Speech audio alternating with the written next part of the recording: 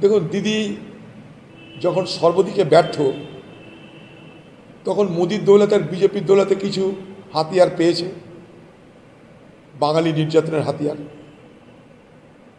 কিন্তু বাঙালি নির্যাতন, আমি আবার বলছি, হঠাৎ করে আজকে হচ্ছে তা নয়। যেদিন থেকে বিজেপি ক্ষমতা এসছে সেদিন থেকে যে রাজ্যে তারা ক্ষমতা, সে রাজ্যে বাঙালিদেরকে হয়রানির শিকার হতে হয়েছে। সম্প্রতি সেটা আরও বেড়েছে, বাংলাদেশের ঘটনার পর আরও সেটা বেড়েছে। এবং বিজেপি পার্টির অন্যান্য রাজ্যে তাদের অনুপ্রবেশকারীর যে এজেন্ডা, সেই এজেন্ডাকে তারা আরও তীব্র করার চেষ্টা করছে। কিন্তু বাঙালিদের উপরে হয়রানির অভিযোগ আজকে নয়, দীর্ঘদিন ধরে চলছে। এতদিন বাংলার মুখ্যমন্ত্রী চুপ ছিল। আমার দাবি একটাই, প্রথম, পশ্চিমবঙ্গ থেকে কত মানুষ বাইরের রাজ্যে কাজ করছেন তার তালিকাটা প্রকাশ করা হোক। কোভিডের সময় বাংলার মুখ্যমন্ত্রী বলেছিলেন 53 লক্ষ পরিযায়ী শ্রমিক, আজকে নামিয়ে এনে বলছেন 22 লক্ষ পরিযায়ী শ্রমিক। কোভিডের পর থেকে পরিযায়ী শ্রমিক পশ্চিমবঙ্গে কমে গেল, 1 নম্বর। 2 নম্বর, এই পরিযায়ী শ্রমিকরা পশ্চিমবঙ্গে কাজ পায় না, তাই তারা বাইরে যায়, কেউ শখে বাইরে যায় না। 2 নম্বর, পশ্চিমবঙ্গে কাজ পেলেও তাদের রোজগার হয় না, তাই বেশি রোজগারের জন্য বাইরের রাজ্যে যায়, সেখানে বেশি রোজগারের ব্যবস্থা করা হয়। তাহলে পশ্চিমবঙ্গের যিনি দায়িত্বে আছেন বাংলার মুখ্যমন্ত্রী, তার তো উচিত যে রাজ্য থেকে যারা পরিযায়ী শ্রমিক ভয়ে ভীতিতে পালিয়ে এসছে তাদেরকে ফের সেই সমস্ত রাজ্যে নিয়ে গিয়ে তাদের নিজের অধিকারকে সুপ্রতিষ্ঠিত করবার দায়িত্ব তো রাজ্যের। যদি রাজ্য নিজে না পারে, কোর্টের দ্বারস্থ হতে পারে, হাইকোর্ট, সুপ্রিম কোর্টের দ্বারস্থ হতে পারে, সেটা তো করছে না। চোরদের জন্য, দুর্নীতিগ্রস্তের জন্য, ডাকাতদের জন্য, খুনির জন্য দিদির সরকারের লয়ার হাইকোর্ট, সুপ্রিম কোর্টে তারা কোটি কোটি টাকার বিনিময়ে সেই সমস্ত অপরাধীদের বাঁচাতে চায়। কিন্তু বাংলার লক্ষ লক্ষ পরিযায়ী শ্রমিক যারা বাইরে বিপদে পড়ছে তাদেরকে সুরক্ষিত করার জন্য পশ্চিমবঙ্গ সরকার কেন নিজে অথবা কোর্টের দ্বারস্থ হচ্ছে না, আমার এটা সবথেকে বড় প্রশ্ন। কালকে যখন দিদি বক্তৃতা দেবেন তখন আমার তরফ থেকে প্রশ্ন থাকবে, 1, পশ্চিমবঙ্গে কত পরিযায়ী শ্রমিক আছে তার ব্যাখ্যা দিন। 2, পশ্চিমবঙ্গে থেকে যারা বাইরে পরিযায়ী শ্রমিক হিসাবে কাজ করছে তাদের যে অর্থ রোজগার, যে অর্থ তারা ঘরে পাঠায়, যাকে আমরা রেমিট্যান্সেস বলি, অর্থাৎ বাইরে থেকে পাঠানো অর্থ, সেটা বাইরের রাজ্যে আছে, সেটা বিদেশেও আছে, আরব দুনিয়াতে আছে। এই আরব দুনিয়াতেও কত বাংলা শ্রমিক আছে তার তথ্য আমাদের জানতে চাই। এবং আরব থেকে এবং ভারতবর্ষের অন্য রাজ্য থেকে এই পশ্চিমবঙ্গে কত অর্থ প্রেরণ হয় তাদের মাধ্যমে, তার তথ্য আমরা জানতে চাই। প্রকৃতপক্ষে কত সংখ্যা বাইরের রাজ্যে আছে তার তালিকা আপনি তৈরি করতে পারলেও আপনি করেননি। 3 নম্বর, পশ্চিমবঙ্গের পরিযায়ী শ্রমিকদের জন্য আপনি বলেছিলেন কোভিডের সময় 2 লক্ষ টাকা করে অনুদান দেওয়া হবে, কাজ দেওয়া হবে। তার তথ্য দিন যে কত লক্ষ শ্রমিককে আপনি কাজ দিয়েছিলেন এবং অর্থ দিয়েছিলেন। বাংলার মুখ্যমন্ত্রী নির্বাচনের জন্য বাঙালি বাঙালি করে কুমিরের কান্না ঝরিয়ে সময় অপব্যয় না করে প্রকৃত অর্থে পরিযায়ী শ্রমিকদের জন্য আপনি সঠিক এবং দৃঢ় কোনো পদক্ষেপ নেন, এটা আমরা দেখতে চাই। আপনি বাইরের রাজ্যে যাচ্ছেন না কেন? যেখান থেকে পরিযায়ী শ্রমিকগুলোকে তাড়াচ্ছে সেখানে আপনি যাচ্ছেন না কেন? আপনি দিল্লি যাচ্ছেন না কেন? আপনি কোর্টে যাচ্ছেন না কেন? আপনি সংখ্যা বলছেন না কেন? তাদের অবদান বলছেন না কেন? তাদের কাজ দেব বলছেন না কেন? সেই কাজ দেওয়ার জন্য কী পরিকল্পনা নিচ্ছেন তার ব্যাখ্যা দিচ্ছেন না কেন? আপনাকে পরিযায়ী শ্রমিকরা কেন বিশ্বাস করবে তার প্রথম ব্যাখ্যা আপনাকে দিতে হবে। সারা দেশ জুড়ে কংগ্রেস ইলেকশন কমিশনের বিরুদ্ধে প্রতিবাদ করা শুরু করেছে। আমরা ইলেকশন কমিশনের ভুল তথ্য পরিবেশনের কারণে আমরা একটা কমিটি করেছি, যে কমিটির মাধ্যমে সারা দেশ জুড়ে তথ্য সংগ্রহ হচ্ছে, যে কমিটির নাম ইগাল।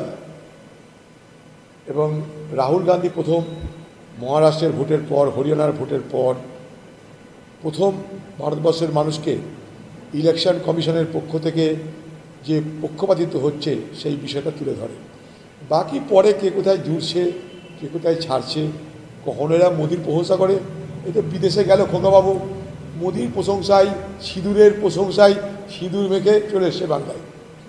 আবার দিদি হুঁক দিয়েছে, তখন বলছে না আমরা কিছু বলিনি। মোদির তোষামদি করে সারা কোথায় কোথায় ঘুরে এলো মোদির কমিটিতে, বিদেশের কমিটিতে। সেখানে এখানকার এমপিটার নাম ছিল, সে বেচারিকে বাদ দিয়ে দিল খোকাবাবুর জন্যে। তার গেলে কি যার যেত না? সারা বাইরের রাষ্ট্রগুলোতে গিয়ে মোদি তোষামোদি করলো, মোদিকে খুশি করতে সব কিছু করলো। এখন এরা কি বলে না বলে আমার জানা নাই, কিন্তু কংগ্রেস পার্টি আজ থেকে নয়, অন রেকর্ডে কথা কংগ্রেস পার্টি বলে চলেছে এবং আগামী দিনে বলবে। সবথেকে বেশি এই ব্যাপারটা সারা দেশকে, প্রথম রাহুল গান্ধী সারা দেশের মানুষকে সতর্ক করেছে এবং আজও তাই রাহুল গান্ধীর লড়াই অব্যাহত। পরে সেখানে কেউ জুড়ছে, কেউ বলছে, সেটা আলাদা কথা। কালকে আমি বলেছি, কিছুদিন আগে পাঞ্জাবের মাফিয়ারা ওই এলাকায় ওই বিল্ডিং থেকে গ্রেপ্তার হয়েছিল, গুলি চলেছিল, সবাই আমরা জানি। পুলিশের নজর কখন দেবে? পশ্চিমবঙ্গের পুলিশ ঘটনা ঘটার পর জানতে পারে, কারণ পশ্চিমবঙ্গ পুলিশের সে নেটওয়ার্ক রাখার দরকার পড়ে না। পশ্চিমবঙ্গের পুলিশ জানে যে তৃণমূল দলের নির্দেশ পালন করো, আদেশ পালন করো, আমার চাকরির গ্যারেন্টি, প্রমোশন আমার গ্যারেন্টি, বাকি কোনো দিকে তাকিয়ে লাভ নেই। দিদি বললে কিছু করব, তৃণমূল দল বললে কিছু করব, নাহলে চুপ করে বসে থাকবো, আর বিরোধীদেরকে যেখানে যা পাবো আমরা টাইট করব। দিদি তাতে খুশি থাকবে। ফলে বাংলা স্বর্গরাজ্য আজকে অপরাধীদের।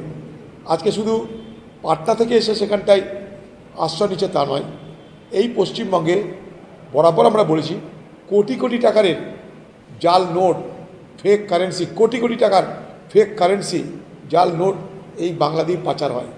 এদিকে মালদা, উত্তরবঙ্গের মালদা, দক্ষিণবঙ্গের 24 পরগনা, দেখুন 9 কোটি টাকা ধরা পড়েছে।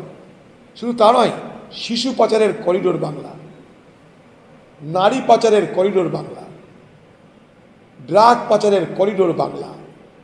যা দেখছেন হিমশৈলের চূড়া মাত্র।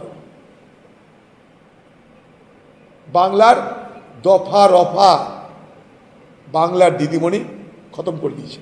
আমরা তো দীর্ঘদিন ধরে পার্লামেন্টে বিদেশ নীতি দিয়ে আলোচনার জন্য দাবি জানিয়ে এসেছি, আজ থেকে নয়। আমি যখন পার্লামেন্টে ছিলাম তখন থেকে আমরা দাবি জানিয়ে আসছি যে বিদেশ নীতি নিয়ে এবং ভারতবর্ষের সঙ্গে চীনের যে সংঘর্ষ, তার পরিপ্রেক্ষিতে পার্লামেন্টে বিস্তারিত চর্চা হোক, আলোচনা হোক। ভারতবর্ষের সরকার তাদের মন পছন্দ আলোচনায় অংশগ্রহণ করে, মন পছন্দ আলোচনায় তারা উৎসাহ দেখায়। বাকি তাদের সরকার বিরুদ্ধে যদি কোথাও সমালোচনার সম্ভাবনা থাকে, সেই আলোচনা থেকে তারা বিরত থাকতে চায়। যেমন সরকার এই বাদল অধিবেশনের শুরুতে দেখবেন জাস্টিস, হাইকোর্টের জাস্টিস তার টাকা খাওয়া নিয়ে শুরু করবে বাদল অধিবেশনে তাদের নিজেদের এজেন্ডাকে প্রতিষ্ঠিত করার চেষ্টা। এগুলো করার অর্থ বিরোধীদের যে দাবি, সেই দাবিগুলোকে ধীরে ধীরে অবজ্ঞা করা, সেই দাবিগুলোকে নিয়ে আলোচনা হতে না দেওয়া এবং সরকারের যে দাবিগুলো, সরকারের যে ইচ্ছা, সেই ইচ্ছাগুলোকে পূরণ করা। দেখবেন জাস্টিস, যে বিচারক, যে বিচারকের কাছ থেকে টাকা পাওয়া গেছে বাড়ির মধ্যে, নিশ্চয়ই তার বিচার হওয়া উচিত।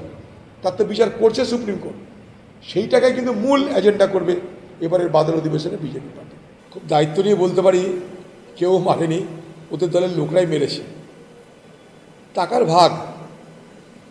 ভাগ বটোয়ারা নিয়ে তৃণমূল দলের সর্বত্র এই অন্তর্দ্বন্দ্ব, অন্তর্কলহ এবং তার পরিমাণে তৃণমূল দলের মধ্যে আজকে রক্তক্ষরণ।